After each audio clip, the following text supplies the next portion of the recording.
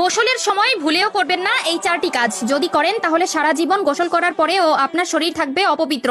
আপনার করা নামাজ, রোজা, তাসবিহ, তাহলিল, এমনকি আল্লাহর দরবারে করা কোনো ধরনের দোয়াই কবুল হবে না। বিশেষ করে যখন আপনার উপর গোসলটি ফরজ হবে, তখন তো কোনোভাবেই এই কাজগুলো করা যাবে না। কেননা গোসল যদি পবিত্রভাবে না হয়, তবে একটানা 70 বছর আপনি নামাজ পড়লেও সেই নামাজের মধ্যে এক ওয়াক্ত নামাজের ফজিলত আপনি পাবেন না, এমনকি আল্লাহর দরবারেও তা কবুল হবে না। বিশ্বনবী সাল্লাল্লাহু আলাইহি ওয়াসাল্লাম বলে গেছেন, গোসলের সময় মারাত্মক কিছু ভুল করার কারণে ব্যক্তির করা আজীবনের নামাজ আল্লাহর দরবারে কবুল হয় না। তবে ভুলগুলো মারাত্মক হলেও দেখতে দেখায় সামান্য। তাই নিজেকে একজন মুসলিম মনে করলে এই ভুলগুলো কখনোই করবেন না। কেননা গোসল আমাদের পবিত্রতার একটি অংশ এবং ইসলাম ধর্মের যে কোনো কাজ করতে হলে পবিত্রতা আবশ্যক। কি সেই চারটি ভুল জানতে হলে না টেনে দেখতে থাকুন সম্পূর্ণ ভিডিওটি এবং ভিডিওটি ছড়িয়ে দিন আপনার সকল মুসলিম ভাই ও বোনদের মধ্যে, যাতে করে তারাও এই ভুলগুলো থেকে নিজেকে শুধরে নিতে পারে, যাতে তারাও জীবনের গুনাহ থেকে বাঁচতে পারে। প্রিয় দর্শক,